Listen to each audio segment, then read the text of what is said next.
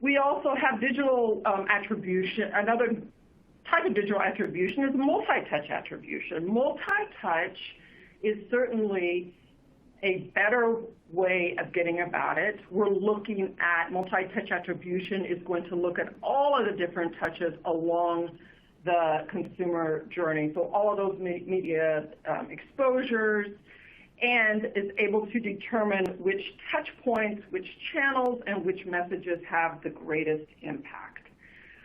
It's employing what we call a bottom-up view. A bottom-up is more individual level. Coming up, where that marketing mix is what they call bottom, looking downward, so you're not getting that individual level, more aggregated level.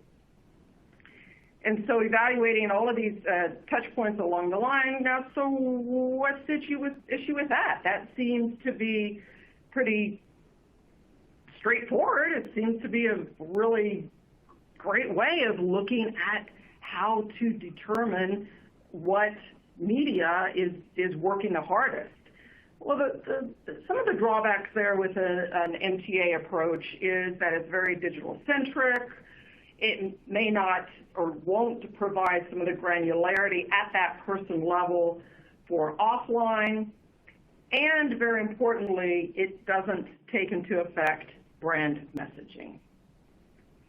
Brand messaging, a lot of you on the line today, is very important. Some of this is specifically important for those of you who it's a longer sales cycle. So you may have brand campaigns and brand messaging that goes out, and you know that a consumer actually will not convert or purchase your product or service for several months, even years down the road.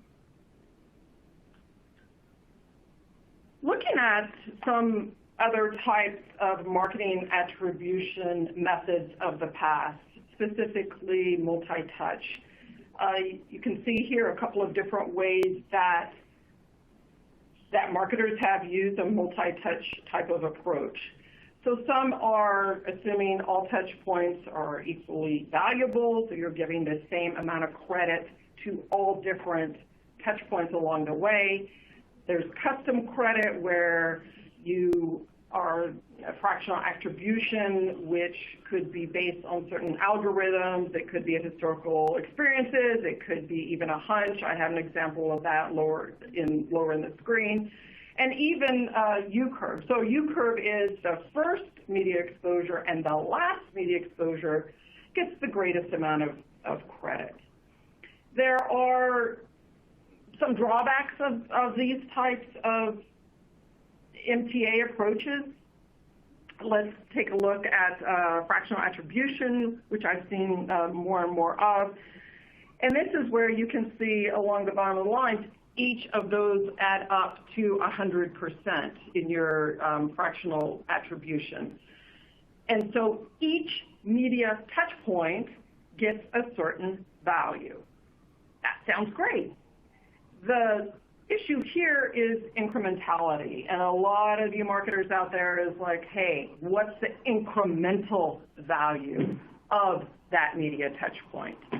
And what you can say from looking at fractional attribution, for example, is if media goes completely away, then according to fractional attribution, there would be no sales. So again, incrementality is important to take into account with any of your type of solution that you may be considering.